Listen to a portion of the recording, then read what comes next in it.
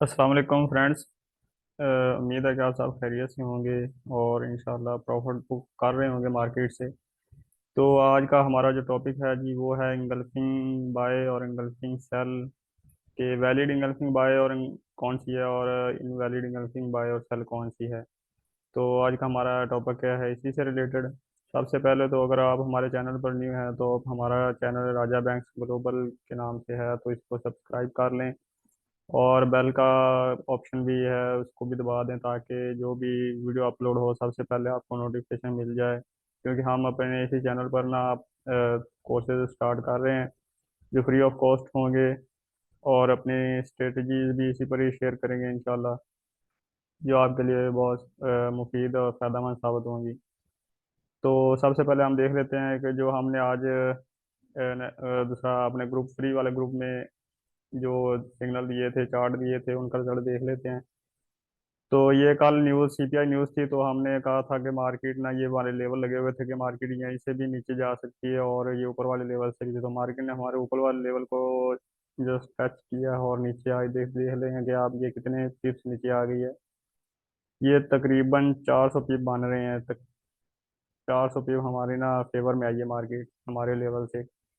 और अगर आप वहां से नहीं पकड़ सके तो नीचे से इधर वाले लेवल से पकड़ लेते तो अभी फिर भी 278 पिप्स आ रही है, 278 नहीं, 291 पिप्स।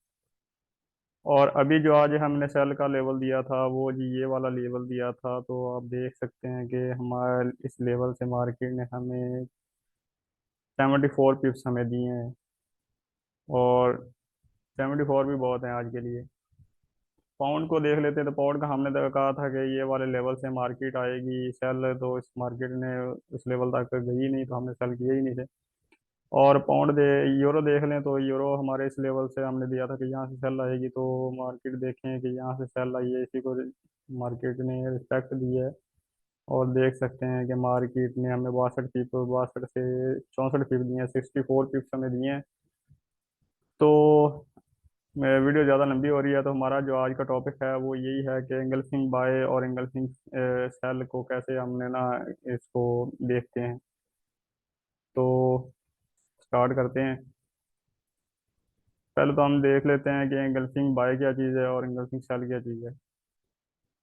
मिसाल के तौर पर ये एक सेल की कैंडल है, रेड। आपके पास पता नहीं कौन सा कलर होगा, मेरे पास तो रेड है और ग्रीन है। और तो ये एक सेल की कैंडल है तो इसको ना एक ग्रीन कैंडल ने इंगल्फ कर लिया है, बायर्स ने इसको ना इंगल्फ कर लिया, तो विक्स बनाने में काफ़ी टाइम लग जाएगा, इसलिए मैं विक्स नहीं बना रहा।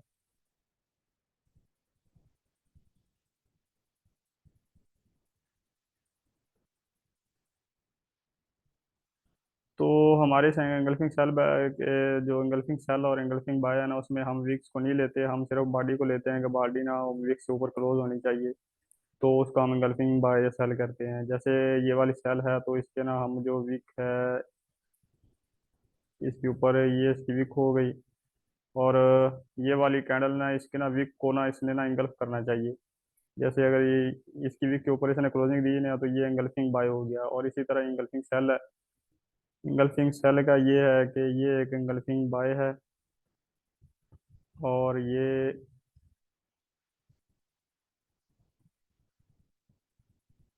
है एंगल्फिंग सेल।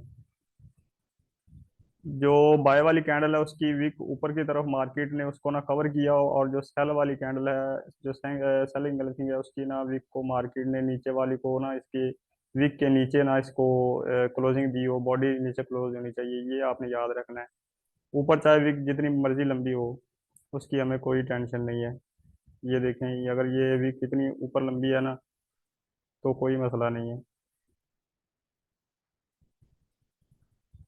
अभी विक बनाने में काफ़ी टाइम लग जाता है। तो नीचे जैसे ये है तो इसकी भी अगर नीचे इतनी लंबी विक है तो कोई मसला नहीं, सिर्फ ना ऊपर हमने बाय वाली साइड में देखना है कि विक के ऊपर बॉडी क्लोज हो और नीचे वाली विक जो सेल वाली है उसके नीचे वाली जो विक है उससे नीचे बॉडी क्लोज हो, तो ये इंगल्फिंग बाय और इंगल्फिंग सेल वैलिड है। और अगर ये ऐसे हो जाती है विक को बॉडी क्रॉस नहीं करती तो ये इनवैलिड हो जाएगी। और इसी तरह ये है, अगर ये बॉडी का अगर इक्वल भी कर देती है ना बराबर में, तो तब भी ये इनवैलिड है। अभी ये देखे ना, ये इक्वल आ गई तो ये इनवैलिड है। इसके ऊपर बॉडी क्लोज होना लाजमी है, और इसकी भी नीचे बॉडी होना क्लोज लाजमी है। ये हो गया। और इसकी एक दो मसाले और भी हैं, वो भी आपको तो बताता हूँ। कि जैसे ये हो गई ना इंगल्फिंग, ये सेल की कैंडल है, और ये है बाहर की कैंडल। मिसाल के तौर पर ये बाहर की कैंडल इतनी छोटी सी है, और ये एक और बाहर की कैंडल है।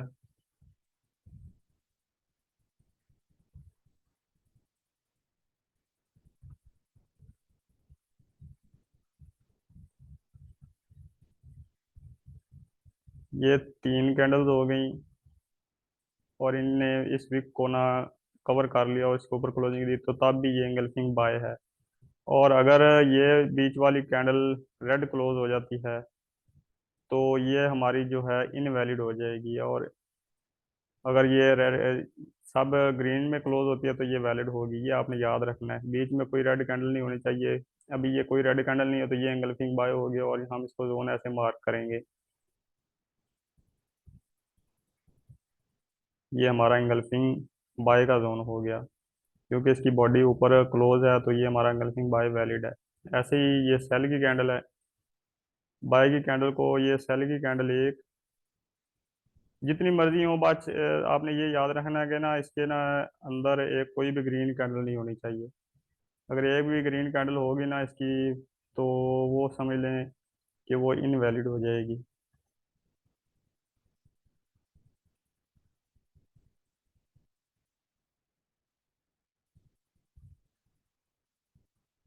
अभी ये देखें कि ये हमारा जो होगा एंगल्फिंग सेल, ये वैलिड है। और अगर मिसाल के तौर पर अगर ये बीच में एक ग्रीन बन जाती, तो ये इनवैलिड हो जाना था। ये आपने याद रखना है कि अगर एक बायर को ना, बायर्स को अगर सेलर इंगल्फ कर रहे हैं ना, इंगल्फिंग का मतलब है कि किसी चीज़ को अपने पीछे छुपा लेना, खा जाना। तो अगर ये एक भी बायर जिसमें आ गया ना, तो समझ लेना कि ये आपका इंगल्फिंग सेल नहीं है। ये अब इनवैलिड है। और अगर ये होती रेड, तो ये वैलिड थी, और इसका जोन हम मार्क करेंगे।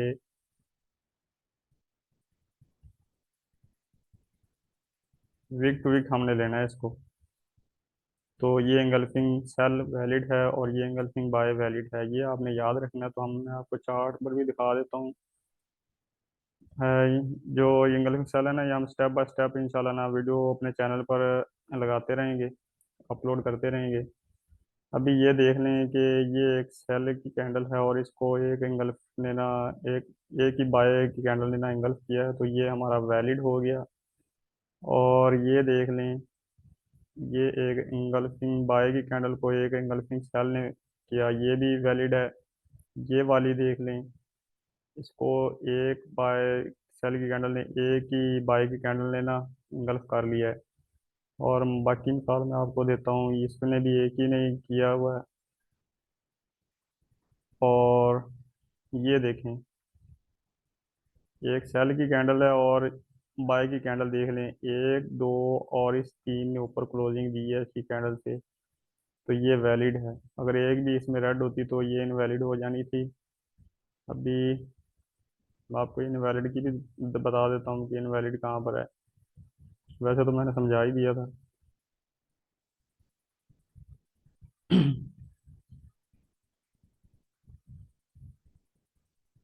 ये भी वैलिड है। ये एक सेल की कैंडल को तीन कैंडल ने ना इंगल्फ किया, ये वैलिड हो गई। और इनवैलिड हम देखते हैं जी। इनवैलिड, इनवैलिड ये पड़ी। जैसे ये सेल की कैंडल थी,